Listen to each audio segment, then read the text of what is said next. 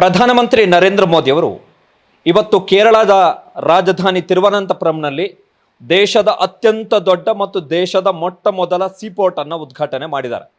8,700 ಕೋಟಿ ರೂಪಾಯಿ ಮೊತ್ತದ ಕಾಮಗಾರಿಯಲ್ಲಿ ಸೃಷ್ಟಿಯಾದಂತಹ ಸೀಪೋರ್ಟ್ ಭಾರತದ ವ್ಯಾಪಾರ ವ್ಯವಹಾರದ ದೃಷ್ಟಿಯಲ್ಲಿ ಅತ್ಯಂತ ಮಹತ್ವದ ಹೆಜ್ಜೆ. ಸೀಪೋರ್ಟ್ ಉದ್ಘಾಟನೆಯ ಬಳಿಕ ಪ್ರಧಾನಮಂತ್ರಿ ನರೇಂದ್ರ ಮೋದಿ ಅವರು ಬಹಿರಂಗ ವೇದಿಕೆಯಲ್ಲಿ ಕೊಟ್ಟಂತಹ ಒಂದು ಸ್ಟೇಟ್ಮೆಂಟ್ ಈಗ ಕೇರಳ ರಾಜ್ಯ ರಾಜಕೀಯ ಮತ್ತು ದೇಶದ ರಾಜಕಾರಣದಲ್ಲಿ ಚರ್ಚೆಗೆ ಕಾರಣ ಆಗಿದೆ.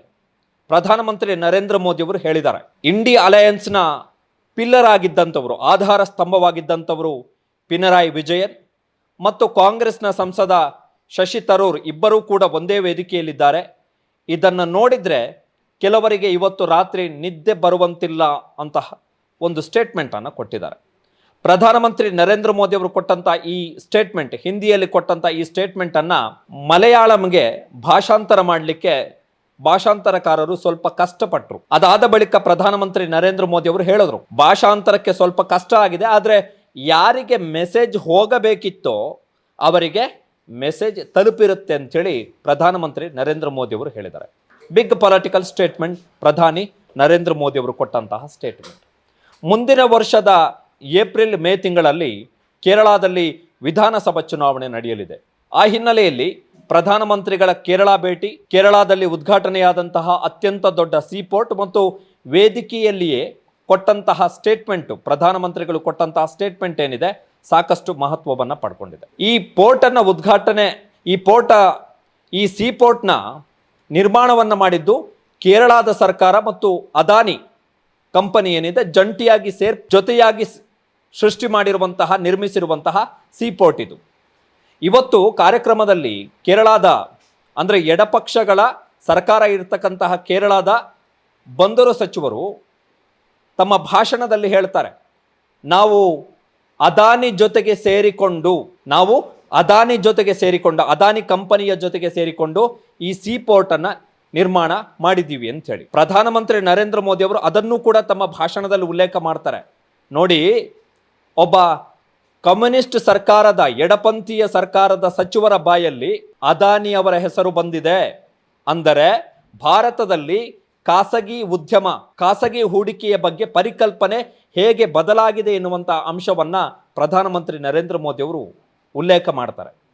ದೀರ್ಘಕಾಲದಿಂದ ಎಡಪಕ್ಷಗಳು ಕೂಡ ಅದಾನಿ ಕಂಪನಿಯ ವಿರುದ್ಧ ಹೋರಾಟದ ಮುಂಚೂಣಿಯಲ್ಲಿದ್ದಂಥವು. ಅದಾನಿಗೆ ಕ್ರಾನಿಕ್ ಕ್ಯಾಪಿಟಲಿಸಂ ಅಂದ್ರೆ ಪಕ್ಷಪಾತದ ಹೂಡಿಕೆಯ ಅವಕಾಶಗಳನ್ನು ಕೊಡಲಾಗ್ತಾ ಇದೆ, ಸರ್ಕಾರದ ಯೋಜನೆಗಳಲ್ಲಿ ಅದಾನಿಗೆ ಪಕ್ಷಪಾತವನ್ನು ಮಾಡಲಾಗ್ತಿದೆ ಎನ್ನುವಂಥ ದೊಡ್ಡ ಆರೋಪ ಏನಿದೆ, ಅಂತಹ ಆರೋಪಗಳನ್ನ ಎಡಪಕ್ಷಗಳು ಕೂಡ ಮಾಡಿದ್ವು. ಆದರೆ ಅದೇ ಎಡಪಕ್ಷದ ಸರ್ಕಾರ ಇರತಕ್ಕಂತಹ ಕೇರಳದಲ್ಲಿ ಕೇರಳದ ಬಂದರು ಸಚಿವರು, ಎಡಪಕ್ಷಗಳ ಸರ್ಕಾರದ ಸಚಿವರು ವೇದಿಕೆಯಲ್ಲಿ ಹೇಳ್ತಾರೆ, ನಾವು ಅದಾನಿ ಕಂಪನಿಯ ಜೊತೆಗೆ ಸೇರಿಕೊಂಡು ನಮ್ಮ ಸರ್ಕಾರ, ಎಡಪಕ್ಷಗಳ ಸರ್ಕಾರ ಸೀಪೋರ್ಟ್ ಅನ್ನ ನಿರ್ಮಾಣ ಮಾಡಿದೆ ಅಂತ ಹೇಳಿ. So big political statement.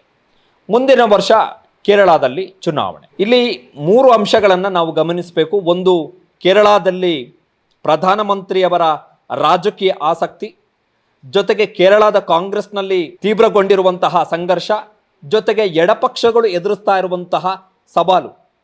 ಸತತವಾಗಿ ಅಧಿಕಾರಕ್ಕೆ ಬಂದಂತಹ ಎಡಪಕ್ಷ ಕೇರಳದಲ್ಲಿ ಎದುರಿಸ್ತಾ ಇರುವಂತಹ ಆಡಳಿತ ವಿರೋಧಿ ಅಲೆ. ಮೊದಲನೆಯದಾಗಿ, ಕಳೆದ ಬಾರಿ ನಡೆದಂತಹ ವಿಧಾನಸಭಾ ಚುನಾವಣೆಯಲ್ಲಿ ಎಡಪಕ್ಷಗಳು ಮತ್ತೆ ಪ್ರಚಂಡ ಬಹುಮತದೊಂದಿಗೆ ಅಧಿಕಾರಕ್ಕೆ ಬಂದರು. 45.43% ಮತಗಳೊಂದಿಗೆ 99 ಸೀಟುಗಳನ್ನು ಗೆದ್ದು ಪ್ರಚಂಡ ಬಹುಮತದೊಂದಿಗೆ ಎರಡನೆಯ ಬಾರಿಗೆ ಎಡಪಕ್ಷಗಳು ಅಧಿಕಾರಕ್ಕೆ ಬಂದವು. ಕಾಂಗ್ರೆಸ್ ನೇತೃತ್ವದ ಯುಡಿಎಫ್ ಕೇವಲ 41 ಸೀಟುಗಳನ್ನು ಪಡೆದು ನೆಲಕಸ್ತು. 39.47% ಮತಗಳೊಂದಿಗೆ NDA 12.41, ಅಂದರೆ ಬಿಜೆಪಿಯ ಒಳಗೊಂಡಂತಹ ಮಿತ್ರ ಪಕ್ಷ 12.41% ಮತಗಳನ್ನು ಪಡೆದು, ಆದರೆ ಬಿಜೆಪಿ ಯಾವುದೇ ಸೀಟುಗಳನ್ನು ಗೆಲ್ಲಲಿಲ್ಲ. ಇನ್ನು ಕಳೆದ ವರ್ಷ ನಡೆದಂತಹ ಲೋಕಸಭಾ ಚುನಾವಣೆಯ ವಿಚಾರಕ್ಕೆ ಬರೋದಾದ್ರೆ, ಕಾಂಗ್ರೆಸ್ 14 ಲೋಕಸಭಾ ಕ್ಷೇತ್ರಗಳನ್ನು ಗೆಲ್ತು 35.3% ಮತಗಳೊಂದಿಗೆ.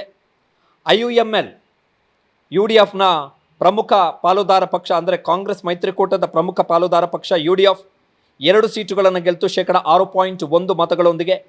ಸಿ ಪಿ ಐ ಎಂ ಗೆದ್ದಿದ್ದು ಕೇವಲ 1 ಲೋಕಸಭಾ ಕ್ಷೇತ್ರ 26% ಮತಗಳೊಂದಿಗೆ. RCP 1 ಲೋಕಸಭಾ ಕ್ಷೇತ್ರವನ್ನು ಗೆಲ್ತು 2.2 ಮತಗಳೊಂದಿಗೆ. ಅದರ್ಸ್ 1 ಕ್ಷೇತ್ರವನ್ನು ಗೆದ್ದರು 13.6 ಮತಗಳೊಂದಿಗೆ. ಬಟ್ ಅಚ್ಚರಿಯ ರೀತಿಯಲ್ಲಿ ಬಿಜೆಪಿ ಕೇರಳದಲ್ಲಿ 1 ಲೋಕಸಭಾ ಕ್ಷೇತ್ರವನ್ನು ಗೆಲ್ತು, ಅದು ತ್ರಿಶೂರ್ ಲೋಕಸಭಾ ಕ್ಷೇತ್ರ. ಸುರೇಶ್ ಗೋಪಿ ಈಗ ಪ್ರಧಾನಮಂತ್ರಿ ನರೇಂದ್ರ ಮೋದಿಯವರ ಸರ್ಕಾರದಲ್ಲಿ ಸಚಿವರಾಗಿದ್ದಾರೆ. ಲೋಕಸಭಾ ಚುನಾವಣೆಯಲ್ಲಿ ಕಳೆದ ಬಾರಿ ಬಿಜೆಪಿ ಪಡೆದಂತಹ ಮತಗಳು 16.8. ಸೊ ಪ್ರಧಾನಮಂತ್ರಿ ನರೇಂದ್ರ ಮೋದಿಯವರ ಇವತ್ತಿನ ಭೇಟಿ ಕೇರಳದಲ್ಲಿ, ಜೊತೆಗೆ ಮೋದಿಯವರು ಕೊಟ್ಟಂತಹ ಪೊಲಿಟಿಕಲ್ ಸ್ಟೇಟ್ಮೆಂಟು, CPIM ಇಂಡಿಯಾ ಅಲಯನ್ಸ್ನ ಪಿಲ್ಲರ್ ಆಗಿದ್ದಂತಹ CPIMನ ಪ್ರಮುಖ ಪಿಣರಾಯಿ ವಿಜಯನ್ ಕೂಡ ಈಗ ವೇದಿಕೆಯಲ್ಲಿ ಇದ್ದಾರೆ ಎನ್ನುವಂತಹ ಸ್ಟೇಟ್ಮೆಂಟ್, ಜೊತೆಗೆ ಶಶಿ ತರೂರ್ ಬಗ್ಗೆ ಕೊಟ್ಟಂತಹ ಸ್ಟೇಟ್ಮೆಂಟ್ ಎರಡೂ ಕೂಡ ಕೇರಳದ ರಾಜಕೀಯದಲ್ಲಿ ಪರಿಣಾಮವನ್ನು ಬೀರುತ್ತೆ. ಇನ್ನು ಶಶಿ ತರೂರ್ ವಿಚಾರಕ್ಕೆ ಬರೋದಾದರೆ, ಶಶಿ ತರೂರ್ ಒಂದು ಹಂತಕ್ಕೆ ಕಾಂಗ್ರೆಸ್ ಅನ್ನು ಬಿಟ್ಟು ಬಿಜೆಪಿಗೆ ಹೋಗಬಹುದು ಎನ್ನುವಷ್ಟರ ಮಟ್ಟಿಗೆ ಶಶಿ ತರೂರ್ ನಡವಳಿಕೆ ಇತ್ತು.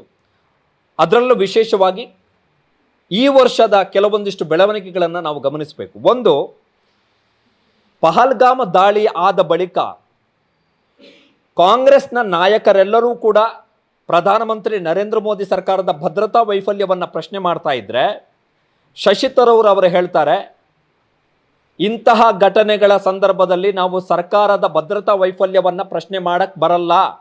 ಕಾರಣ ಏನು ಅಂತ ಹೇಳಿದ್ರೆ, ಯಾವುದೇ ಸರ್ಕಾರವಾಗಲಿ 100ಕ್ಕೆ 100ರಷ್ಟು ಫುಲ್ ಪ್ರೂಫ್, ಅಂದರೆ 100ಕ್ಕೆ 100ರಷ್ಟು ಭದ್ರತಾ ವೈಫಲ್ಯ ಆಗೋದೇ ಇಲ್ಲ ಅಂತೇಳಿ ಹೇಳಕ್ಕಾಗಲ್ಲ.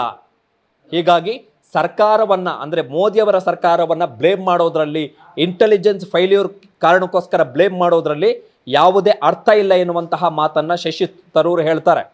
ಸೊ ಕಂಪ್ಲೀಟ್ಲಿ ಕಾಂಗ್ರೆಸ್ನ ಸ್ಟ್ಯಾಂಡ್ ಏನಿದೆ, ಭದ್ರತಾ ವೈಫಲ್ಯಕ್ಕೆ ಸಂಬಂಧಪಟ್ಟ ಹಾಗೆ ಮೋದಿ ಸರ್ಕಾರದ ವಿರುದ್ಧ ಏನು ಅಭಿಪ್ರಾಯ ಇದೆಯೋ ಅದಕ್ಕೆ 100ಕ್ಕೆ 100ರಷ್ಟು ತದ್ವಿರುದ್ಧವಾದಂತಹ ಸ್ಟೇಟ್ಮೆಂಟನ್ನು ಶಶಿ ತರೂರ್ ಪಹಲ್ಗಾಮ್ ದಾಳಿಯ ಬಳಿಕ ಏಪ್ರಿಲ್ 27ನೇ ತಾರೀಕು ಕೊಟ್ಟಿದ್ದು. ಇದನ್ನು ಬಿಜೆಪಿ ಕಾಂಗ್ರೆಸ್ನ ವಿರುದ್ಧ ಅಸ್ತ್ರವಾಗಿ ಬಳಸಿಕೊಳ್ತು.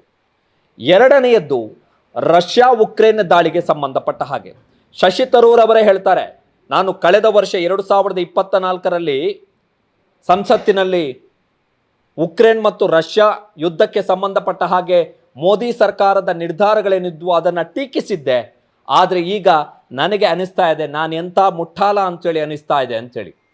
ಅಂದರೆ ಮೋದಿ ಸರ್ಕಾರದ ನಿರ್ಧಾರ ಏನಿತ್ತು ಉಕ್ರೇನ್ ಮತ್ತು ರಷ್ಯಾ ಯುದ್ಧಕ್ಕೆ ಸಂಬಂಧಪಟ್ಟ ಹಾಗೆ, ಆ ನಿರ್ಧಾರವನ್ನು, ಅಂದರೆ 2 ರಾಷ್ಟ್ರಗಳ ಜೊತೆಗೆ ಸಮಾನಾಗಿ 2 ರಾಷ್ಟ್ರಗಳ ಮುಖ್ಯಸ್ಥರನ್ನು ಭೇಟಿ ಮಾಡುವಂಥದ್ದು, 2 ರಾಷ್ಟ್ರಗಳ ಜೊತೆಗೆ ಸಂಬಂಧವನ್ನು ಬೆಳೆಸುವಂತಹ ಮೋದಿ ಸರ್ಕಾರದ ತೀರ್ಮಾನ ಏನಿತ್ತು ಅದು ಸರಿ ಇದೆ ಅಂತೇಳಿ ಶಶಿ ತರೂರ್ ಅವರು ಹೇಳ್ತಾರೆ.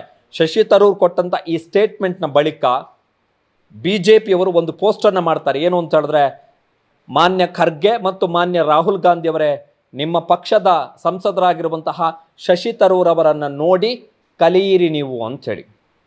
ಮೂರನೆಯ ಅಂಶ, ಶಶಿ ತರೂರ್ ರಾಹುಲ್ ಗಾಂಧಿ ಅವರಿಗೆ ಒಂದು ದೂರನ್ನು ಕೊಟ್ಟಿದ್ರು ಇದೇ ವರ್ಷದ ಆರಂಭದಲ್ಲಿ. ಏನು ಅಂತ ಹೇಳಿದ್ರೆ, ನನ್ನನ್ನು ಸರಿಯಾಗಿ ಬಳಸಿಕೊಳ್ಳಲಾಗ್ತಾ ಇಲ್ಲ, ನನಗಿರ್ತಕ್ಕಂತಹ ಶಕ್ತಿ, ನನಗಿರ್ತಕ್ಕಂಥ ನೈಪುಣ್ಯತೆ, ನನಗಿರ್ತಕ್ಕಂಥ ಜ್ಞಾನ, ನನಗಿರ್ತಕ್ಕಂಥ ಪಾಪ್ಯುಲಾರಿಟಿ, ಇದನ್ನು ನೀವು ಸರಿಯಾಗಿ ಬಳಸ್ಕೊಳ್ತಾ ಇಲ್ಲ, ನಾನು ಮುಂದಿನ ಹಾದಿಯನ್ನು ಹಿಡಿಬೇಕಾಗತ್ತೆ ಎನ್ನುವಂತಹ ಎಚ್ಚರಿಕೆಯನ್ನು ಶಶಿ ತರೂರ್ ಅವರು ಕೊಟ್ಟಿದ್ರು. ಸೊ ಶಶಿ ತರೂರ್ ಬಹುತೇಕ ಕಾಂಗ್ರೆಸ್ನಿಂದ ಕಾಲು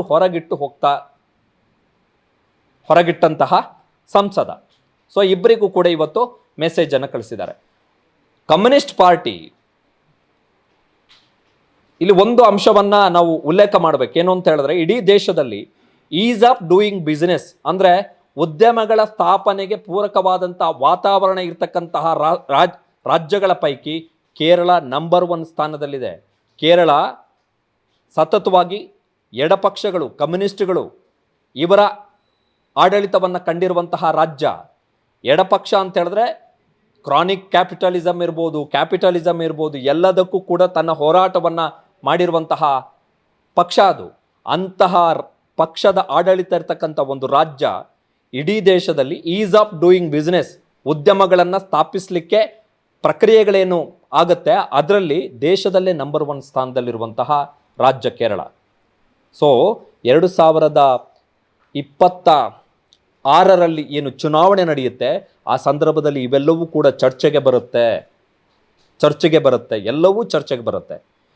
ವಿಚಿತ್ರ ಏನು ಅಂತ ಹೇಳಿದ್ರೆ ಇವತ್ತು ಕಾಂಗ್ರೆಸ್ನ ನಾಯಕರು ಯಾರೂ ಕೂಡ ಈ ಕಾರ್ಯಕ್ರಮದಲ್ಲಿ ಭಾಗವಹಿಸಿಲ್ಲ. ಕೇರಳ ಕಾಂಗ್ರೆಸ್ನ ಪ್ರಮುಖರು ತಮ್ಮ ಸೋಷಿಯಲ್ ಮೀಡಿಯಾಗಳಲ್ಲಿ ಹಾಕ್ಕೊಂಡಿದ್ದಾರೆ. ಏನು ಅಂತ ಹೇಳಿದ್ರೆ ತಿರುವನಂತಪುರಂನಲ್ಲಿ ನಿರ್ಮಾಣ ಆಗಿರುವಂಥ ಈ ಸೀ ಪೋರ್ಟ್ ಏನಿದೆ ಇದರ ನಿರ್ಮಾಣದಲ್ಲಿ ನಮ್ಮ ಮಾಜಿ ಮುಖ್ಯಮಂತ್ರಿ ದಿವಂಗತ ಒಮನ್ ಚಾಂಡಿಯವರ ಅತ್ಯಂತ ದೊಡ್ಡ ಕೊಡುಗೆ ಇದೆ ಅಂತೇಳಿ ತಮ್ಮ ಪೋಸ್ಟನ್ನು ಹಾಕ್ಕೊಂಡಿದ್ದಾರೆ ಹೊರತು ಅವರು ಕಾರ್ಯಕ್ರಮದಲ್ಲಿ ಭಾಗವಹಿಸಿಲ್ಲ. ಸೊ ಕೇರಳದ ಮುಖಾಂತರ ತಮ್ಮ ಕೇರಳ ಭೇಟಿಯ ಮುಖಾಂತರ ಪ್ರಧಾನಮಂತ್ರಿಯವರು ಆರ್ಥಿಕ ಅಭಿವೃದ್ಧಿಯ ಸಂದೇಶವನ್ನು ಕೊಟ್ಟಿದ್ದಾರೆ. ಅದರ ಜೊತೆಗೆ ಚುನಾವಣಾ ರಾಜಕೀಯದ ದೃಷ್ಟಿಯಲ್ಲಿ ಬಿಗ್ಗೆಸ್ಟ್ ಪೊಲಿಟಿಕಲ್ ಸ್ಟೇಟ್ಮೆಂಟನ್ನು ಕೊಟ್ಟಿದ್ದಾರೆ. ಇಂಡಿ ಅಲಯನ್ಸು ತನ್ನ ಅಸ್ತಿತ್ವವನ್ನು ಬಹುತೇಕ ಕಳ್ಕೊಂಡಾಗಿದೆ. ಆದರೆ ಶಶಿ ತರೂರ್, ಕಾರಣ ಕೇರಳದಲ್ಲಿ ಎಡಪಕ್ಷಗಳು ವರ್ಸಸ್ UDF ಇರುವಂಥದ್ದು, ಎಡಪಕ್ಷ ವರ್ಸಸ್ ಕಾಂಗ್ರೆಸ್ ನೇತೃತ್ವದ ಮೈತ್ರಿಕೂಟ ಇರುವಂಥದ್ದು. ಬಟ್ ಶಶಿ ತರೂರು ನಿನ್ನೆ ಪ್ರಧಾನಮಂತ್ರಿಗಳು ಬಂದರು ದೆಹಲಿಯಿಂದ ತಿರುವನಂತಪುರಂಗೆ ಬಂದಾಗ ಖುದ್ದು ಶಶಿ ತರೂರ್ ಅವರೇ ಪ್ರಧಾನಮಂತ್ರಿಗಳನ್ನು ಸ್ವಾಗತ ಮಾಡಿದ್ದಾರೆ ಕೇರಳಕ್ಕೆ. ಆಮೇಲೆ ಪೋಸ್ಟನ್ನು ಹಾಕ್ಕೊಂಡಿದ್ದಾರೆ, ಡೆಲ್ಲಿಯಲ್ಲಿ ವಿಮಾನ ವಿಳಂಬ ಆದರೂ ಕೂಡ ಆನ್ ಟೈಮಿಗೆ ಬಂದು ನಾನು ಪ್ರಧಾನಮಂತ್ರಿಗಳನ್ನು ಸ್ವಾಗತ ಮಾಡಿದ್ದೀನಿ, ನನಗೆ ಹೆಮ್ಮೆ ಅನ್ನಿಸ್ತಾ ಇದೆ ಇಂತಹ ಕಾರ್ಯಕ್ರಮದಲ್ಲಿ ಭಾಗವಹಿಸೋಕ್ಕೆ ಅಂತೇಳಿ. ಸೊ ಆ ಹಿನ್ನೆಲೆಯಲ್ಲಿ ಪ್ರಧಾನಮಂತ್ರಿಗಳ ಇವತ್ತಿನ ಕೇರಳದ ಭೇಟಿ ಮತ್ತು ಅಲ್ಲಿ ಆಡಿದಂತಹ ಮಾತು ಸಾಕಷ್ಟು ರಾಜಕೀಯ ಮಹತ್ವವನ್ನು ಪಡ್ಕೊಂಡಿದೆ. ಮುಂದಿನ ವರ್ಷದ ಚುನಾವಣೆಯಲ್ಲಿ ಅದು ನೇರವಾಗಿ ಪರಿಣಾಮವನ್ನು ಬೀರುತ್ತೆ. ಕ್ಷಣ ಕ್ಷಣದ ಸುದ್ದಿಗಳಿಗಾಗಿ ಫ್ರೀಡಂ ಟಿವಿ ಸಬ್ಸ್ಕ್ರೈಬ್ ಮಾಡಿ, ಲೈಕ್ ಮಾಡಿ ಹಾಗೂ ಫಾಲೋ ಮಾಡಿ. ಹೊಸ ಸುದ್ದಿಗಳ ನೋಟಿಫಿಕೇಶನ್ಗಾಗಿ ಬೆಲ್ ಐಕಾನ್ ಮೇಲೆ ಕ್ಲಿಕ್ ಮಾಡಿ.